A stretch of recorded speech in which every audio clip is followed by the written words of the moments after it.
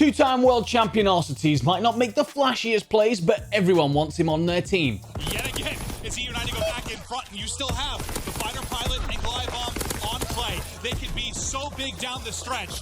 It's Arcitys now, though, with 4 kills in a row. He's going to get the 5th and the hardpoint time. He's able to get the jungle, and now he's gunning everybody here on Forest. The veteran is a leader of men. He controls the chaos and keeps things calm when everything is falling apart around him. But he had to grow into that role. Arcitys never planned to be a leader. He just wanted to play COD. But in order to be the best, you have to step up. So when his team wasn't getting the results that he wanted early on in his career, Arcitys took action. So we obviously had our problems on eUnited. Like, there's a lot of hatred going on, like, in the early days, probably World War II days, just because, like, we couldn't win. We didn't win. We weren't close to winning. I think it was, like, top 4 was the closest I was at the end of the year. So it was, like, we had our issues, and I felt like I was always, like, the middleman. So I was like, dude, either I'm going to lose my shit, or I got to do something about it. And why would I just sit back and keep just letting everything bad happen when I can be the person that actually fix it? But there's only so far determination can get you. The signing of Clayster in 2017 took the leadership role off of Arcitys' shoulders, and Arcitys started studying. By the time they won Champs 2019 together on eUnited, Arcitys was ready to be a leader. The time came for him to take the reins of a team for real as he joined Chicago Huntsmen for Modern Warfare. But the game didn't exactly lend itself well to having dedicated leaders. I mean, respectfully to Call of Duty, I don't think that was even a thing in MW. I think that was more of like, who could get more kills and who could play this and do this better. It's just like, MW is a very non-structured game, so it's like, I couldn't be 100% used as who I am. I couldn't be 50% used because I'm running a sub all year. I felt like I was just like 25% there. This is not who I am. This is not a player that I've ever seen, not a player I've ever been, and it's just like, I could have been so much more on that Huntsman roster, but at the end of the day, like, I did what I could. Luckily, a new game and a new challenge was around the corner. Arcitys joined the Atlanta FaZe for Cold War, and he was finally able to put everything he'd learned into practice. Find it. Nice kill there. Up and about we go. Arcitys up next. 7.1 seconds left, and the kills come through. Oh, baby. Oh, baby. Of course, it helps to have players like Simp, aBeZy, and Cellium on your team, and Arcitys knows the best trait a captain can have is humility. I just know there's better people that could do flashier plays than me, and I just let that happen. I know they could do it better than me. I know why I got added to the roster. I know why. I can control the chaos, as COD people like to say. Like, I know how to make the chaos just simple and understandable. Joining FaZe was a no-brainer for Arcitys, as he knew he could be the player he wanted to be in this 4v4 lineup.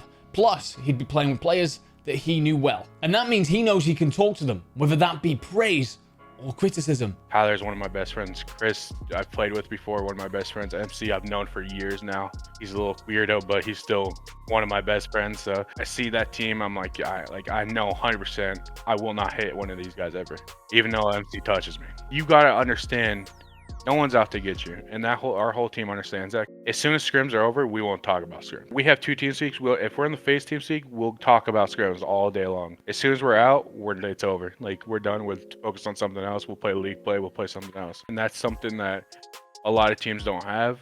Show respect to your teammates and show respect to your friends. Even though they're all friendly, just like any great leader, Arcitys knows when to lay down the law where necessary. I don't care how good your gun skill is, because as soon as you became a pro, everyone's got the same gun skill. CODs are so easy to shoot now that everyone's just like, if I go to your stream and I see you not calling out, my biggest pet peeve is when someone that can't shoot and talk at the same time. Like, that's one of the biggest problems. On eUnited BO4, again, you could ask Tyler. Me and him got into it every day. Like, I would actually roast him. And there's times where, like, I made him rage quit out of scrims. FaZe smashed their way through the majority of the season, but Arcitys still had plenty of opportunities to flex that big brain. Arcitys, there's a lot of timings here, and he's just hoping he can catch a player on the bomb site. He's a fine Crim. Oh, he doesn't finish that kill, but at least gets the first. Now, only 20 seconds. Crim's got to either get the kill or work the plant. And Arcitys being very patient right now. He's got the weapons. Arcitys reads it, and he wins the 1v2. And there was no more important moment than in the 2021 Champs Grand Final. Down 2-0 against Toronto in the Garrison Control, Arcitys knew exactly what needed to change. We're just giving him, like, way too much room, and, like, I said that like it was a scrim. No one else is gonna do that. Like, not a lot of people will say that. I was like, guys, like, we're just giving him too much room. We gotta, like, start moving up a little. And everyone's like, oh yeah, you're right. Next thing you know, it's 2-2 from 2-0, and we win. Even though the 3rd round or the 5th round, it was kind of bad, but it just comes with the pressure. The pressure like gets to you sometimes, and it got to both teams, and we won. So After leading FaZe to one championship, it's Arcitys' job to do it all over again. But this time, they're going to have every team in the league gunning for them. Of course, they have to stay on top whilst learning a whole new game. And because Arcitys is always learning, he'll ensure that they don't make the same mistakes they did last year. we played a varied tournament for the first time ever, and we got absolutely smoked by Minnesota. And that's what made us start grinding respawn, because like they started like Minnesota started respawn like from like day 3, day 2, and we started like a week later, and we just got absolutely smoked. We're like, all right, Chris, our crowder, we gotta get some scrims now because we are losing. We lost full.